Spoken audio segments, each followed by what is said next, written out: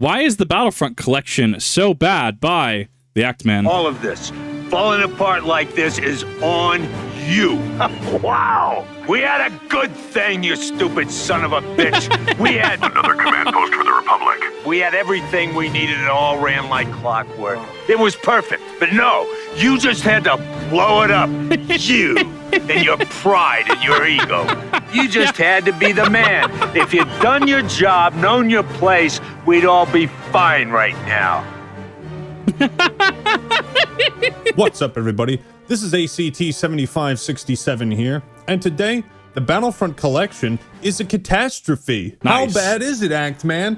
It's so bad. Modders are posting bug fixes to Reddit with the actual lines of missing code.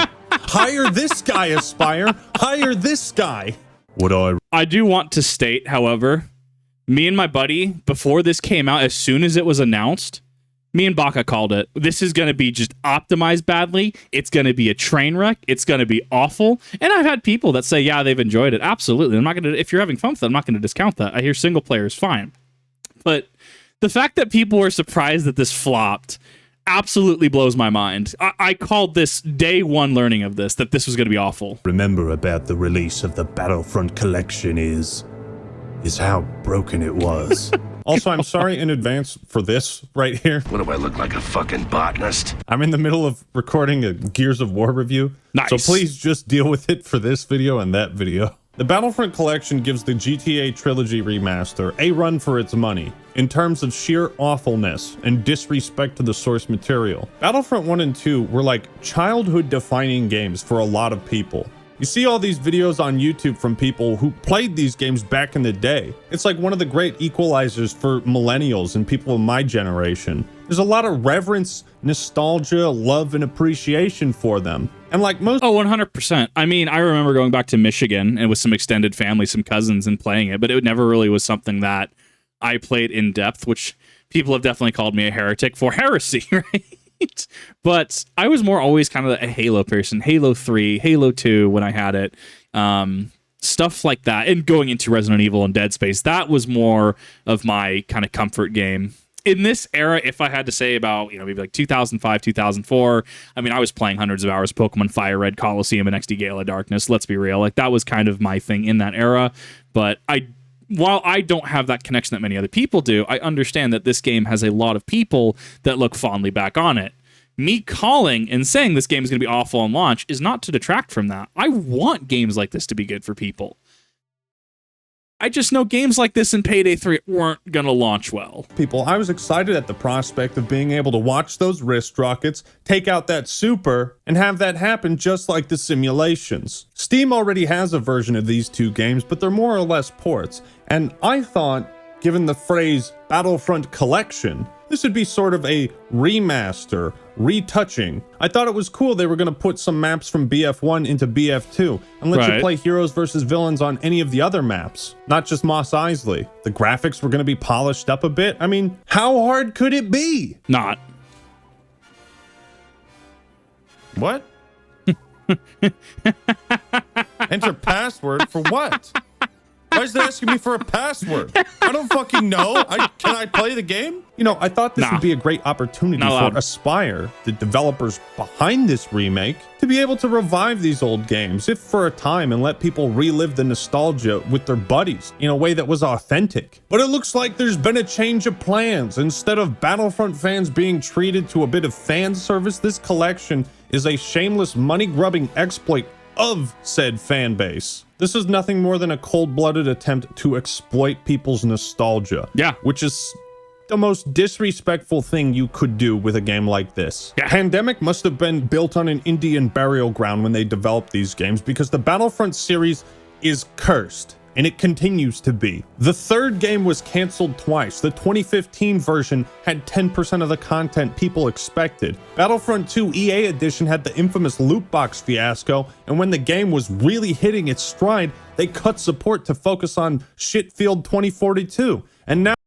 Are we okay? So, as somebody that actually did play Battlefront 2, EA Battlefront 2 on launch and after, one, absolutely, the star card system was broken. Got a tier 3 Luke Skywalker card, absolutely just night and day. I think that was absolutely unacceptable. They did, however, take them out eventually. Like the bones of the system were still in, giving you the free upgrades once you're in through progression. And the game did get better there for a little bit towards the end.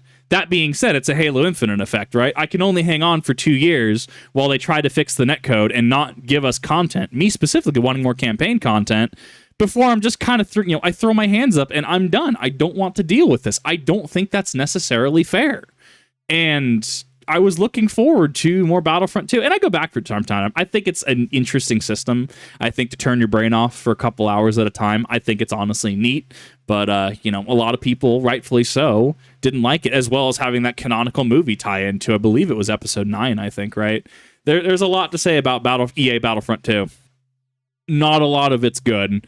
I wanted to input there really quick that they did redact the loot box system because that sentence is technically correct, asterisk, because they did remove it down the line. Now this, why is it so hard? Honestly, why is Battlefront such an impossible concept to get right? It's a fucking match made in heaven. This is the premier Star Wars first-person shooter series. And we're at a point where they can't even re-release a 20-year-old game without breaking it. Yo, what's that? I'm trying. I'm trying. Get him, dog. I can't. Yo, bro. Oh no, I got force lagged. Force lag. Force seizure. Oh no. Now, just to be clear, I'm talking about the Steam version of this game. So maybe your experience on other platforms has been different, Heard but this console has is been fine. my experience. For starters, the clear. collection is a whopping 62 gigabyte install. Oh my goodness! Yeah. The original 2 games total just 12 gigabytes on Steam. Obvious question, where the hell did the other 50 gigabytes come from? Why don't you I believe it was 4K upscaling, I think. 4K upscaling, bloating the file size. force compress this shit so it doesn't take a meaty chomp out of my hard drive? Went right, baby. Is it possible to learn this power?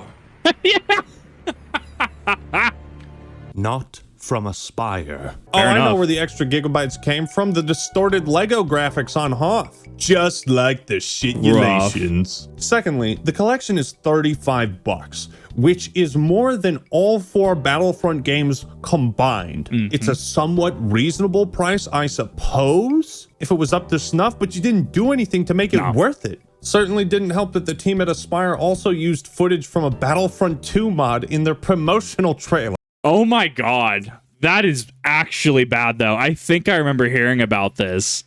Imagine pulling footage from a Battlefront mod to support the official re-release of this, right? That is so bad. And I wonder if there's any sort of like legal grounding that EA and Aspire would be in trouble with for this. Like that's actually depressing. You can do everything right, be within constrictions, confines, etc. to make mods, and then the big company in charge of re-releasing the product uses your footage, uses footage of the mod you created without your consent, and obviously there could be a clause somewhere that, we do retain the rights to everything, kind of like Warcraft 3 Reforged, right? Where Warcraft 3 Reforged, because they missed out on all that League money, right? League and Dota money. They had a bunch of stuff put up. Remember that? People forgot about that after a while. There's reasons that Activision Blizzard and I don't necessarily get along. That is one of them. They just took some guy's work that they didn't know or talk to or credit and just put that in their trail. What? There's a mod that converts Ventress to PC. She was a DLC character for the Xbox and PS2 versions. And the guy who made it noticed some subtle details in the lightsaber hilt and realized his work had been taken without credit. Wow. This is what Aspire said. When capturing placeholder footage for our announcement last fall, we mistakenly included content that is not in the product. And that mistake made it into the final cut. Okay, but here's the thing, right? As someone that has managed, as somebody that has passed a very important Bake Manager test in the upper 90s, right, in terms of a score, blind, think I know what I'm talking about when it comes to management. As a manager of that team, you are in trouble for that. Your employees, even if you outsource it to an employee, even if you gave it to someone else under you to find this footage and then they happen to find it online, the fact is that you were still the manager in charge of that product. That falls on you. That is your job. You are supposed to make sure that doesn't happen. That is not acceptable. And absolutely, gamers, non-gamers alike should be looking at this and go, no, you need to do better. This is not acceptable. That is not acceptable behavior from anybody. Can you imagine if Kip opened Kip Credit Union, right? And I stole something else from another credit union, like some of their promotional material without their consent, how much trouble I would be in, how many people would look at me, how like irreparably damaged my brand would be because of that. This should not be normal, and it's going to be seen as it's whatever. It's normal. It's just EA, you know. It's whatever. It's fine. AAA industry does this. No, this is not normal. That's not how this works. They need to be held accountable. Nobody noticed placeholder footage for the trailer you showed during a Nintendo Awful. Direct? How? This What are you, some passed through kind of departments. goddamn moron? It's a 50-second video. Nobody bothered to put a marker in the editing software and say, hey, swap this out. It's Easy. It's fucking easy. What do I look like? A guy who's not lazy? I mean, this isn't a huge deal, but this kind of screw up illustrates how little effort and consideration was put into the project. Yeah. Might as well mention that the other DLC character, Kit Fish, In a vacuum, it's bad. Taking everything else into account, it's worse. This almost seems like a lot of people were using the term back in the day, like an asset flip almost, right? They probably took a bunch of old assets. They probably, upgraded some of them, upscaled a lot of them, and pushed it out, but didn't even do it correctly because, as you mentioned earlier, there's missing code in here. It's wild to me. To clarify, I don't blame the developers. I blame the manager team. I like what that manager allowed this to happen. I blame realistically the AAA industry. I blame investors that try to put their hands and fingers in all these gaming decisions that don't know what they're talking about. Sure, you got a lot of money, but you don't know what you're talking about, and you make projects like this. Have you considered not letting the people whose specialty this is run the project? though, who I was excited to try out, is totally broken, or maybe he's just mastered the force rubber band technique. Look at this garbage. He just glitches all over the place. For reference, this is what the move is supposed to look like. I don't even know if Aspire knew what game they were even working on. They launched this with 3 dedicated servers. Wow. 3. For a grand total population count of 192. This isn't like What? Helldivers, where the game exploded in popularity and the developers didn't anticipate over No. 400,000 people That's logging fair. in at once. Aspire didn't even anticipate 200. You want to explain That's yourself? wild. What are you doing? Making a mistake. Making a mistake. What is going on in your mind? Hero Assault was bugged for the light side, which couldn't respawn, meaning that if you got into a match, it was just broken. Sometimes I will say, games like Helldivers, some of the bugs and glitches and stuff, and some of just how things are presented. How many times have you seen a Bile Titan that's been taken care of, right? Just its body just start to lower through the ground, right? It just vertically descends on like the Z-axis, just through the ground, right? But I think that makes the game better. I think it makes it a lot funnier to me personally. It's a lot of character and charm, and Helldivers actively is still continuing, as a live service, mind you, to be the difference. This is not endearing. This is poo-poo. This is caca. To put it lightly, right? This is actually god-awful. you get into a lobby that never loads. Great. Yeah, sounds about right. Fantastic. Occasionally when I hop into the dedicated servers, I'm greeted with the message, contacting host. What do you mean contacting host? It's you. This is the dedicated server. If you were unlucky enough to get into a match, the disappointment only got worse. Matches with 64 players had 100 tickets, meaning each player gets 1 to 2 deaths and the Wow. game is over. Matches literally lasted 2 minutes. Wow. Those 2 minutes were an unplayable lag fest of shitty hit rate. Actually, that means that actually might have been their fix. That might have been intentional. Because if each player has 1 to 2 revives on the team, and games are approximately 2 minutes, that would make sense that you are cycling through more games because the actual game is taking less time. You're able to cycle more players in for more matches, right? So say you have 6,400 players, right? But it's only a 64-player match. You can only have 3 games open, right? You have your first, 192 players, right? Complete their games, and then they cycle out, and the next 192 players across those 3 games come into play. If that's the logic that was used here, that is bass-ackwards, that is dumb, that should never happen again. But I could see where this potentially could have been a let's kind of try to cycle people in. Registration, netcode, rubber banding, teleportation, lag. Just look at it.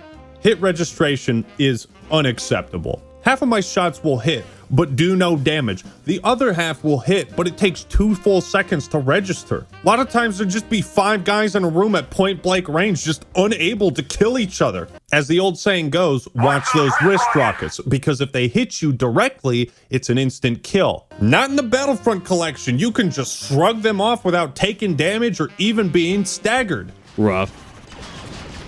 Yeah, he just fucking shrugged off a direct rock. You can't even watch those wrist rockets. You can't even watch the wrist. This is nothing like the simulations. The control is mutilated, dismembered. It is destroyed beyond any comprehension. You know aim assist?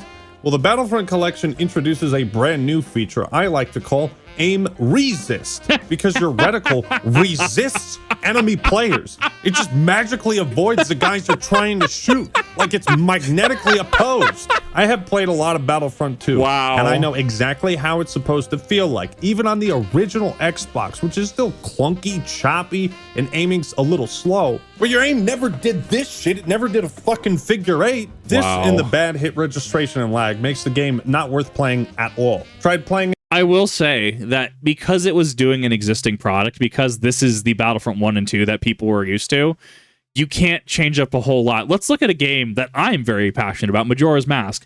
Majora's Mask and Majora's Mask 3D fundamentally are different experiences. I'm not going to get too deep into the weeds. Let's just take a look at the Deku Spin, right?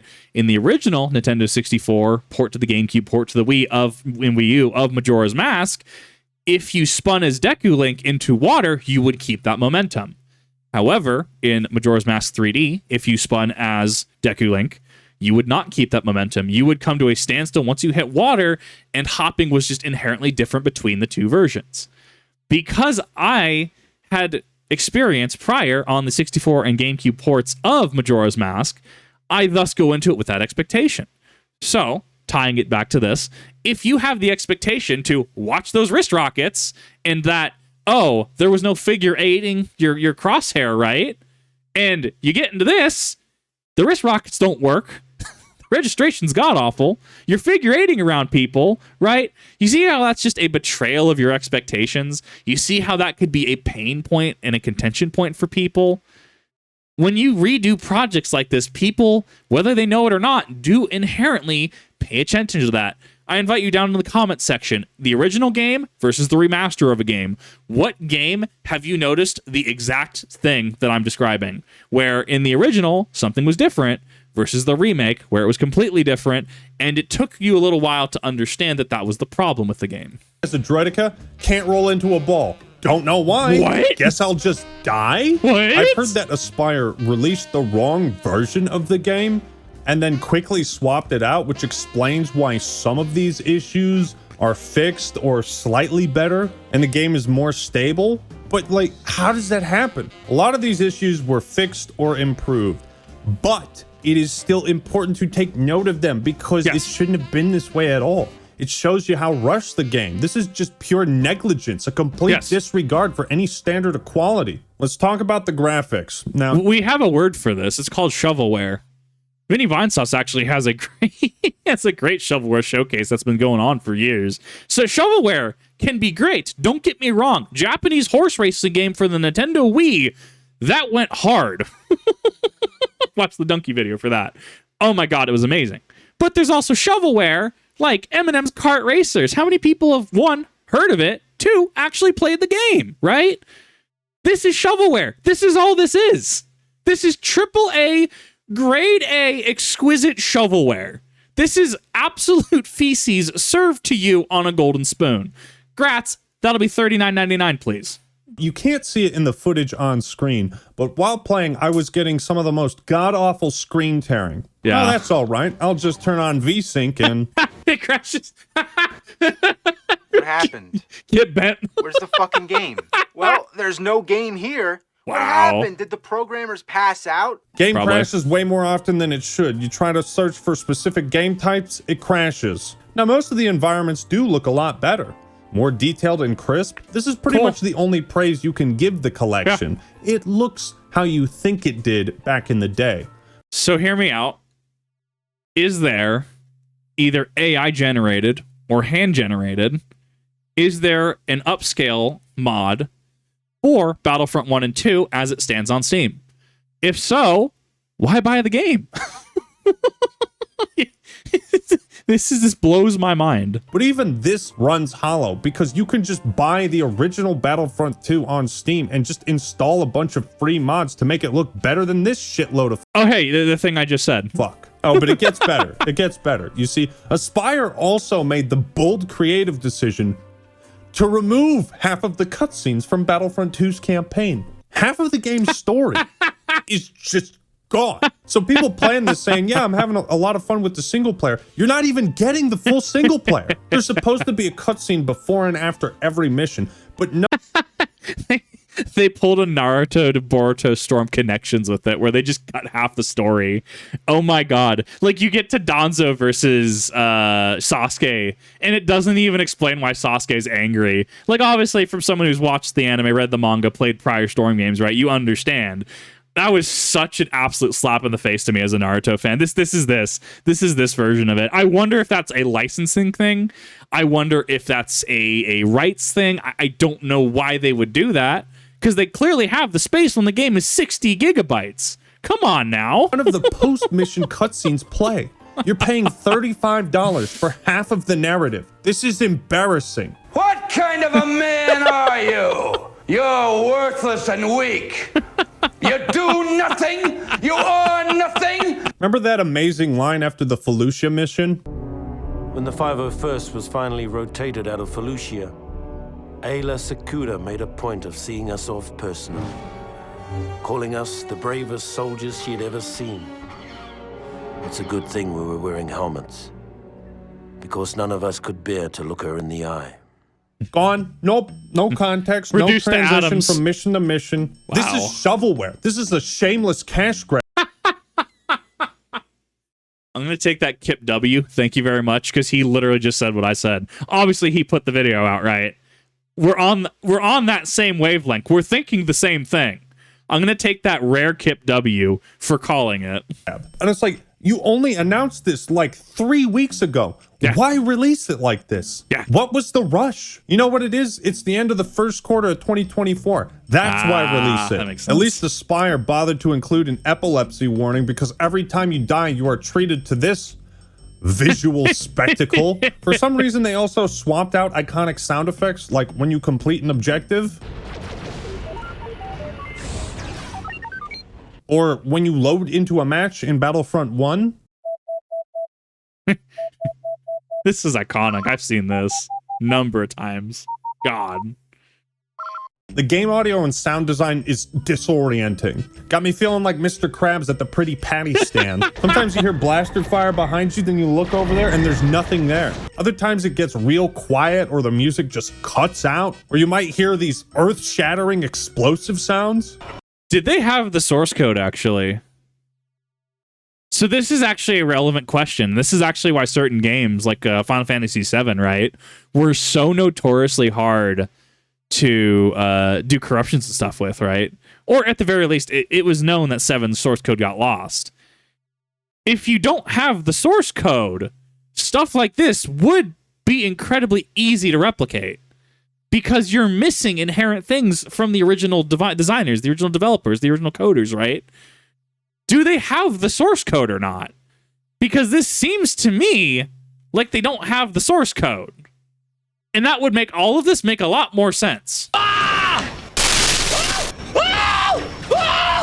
What the fuck just happened? Sensitivity on controller and playing with mouse and keyboard is painfully slow. Increasing it seems to have little or no effect. So just like VSync, you just have to deal with it. There's also no option for inverted controls. This again was a quality of life feature from the 2005 OG Xbox version. Wow. Now how about some improvements they could have made?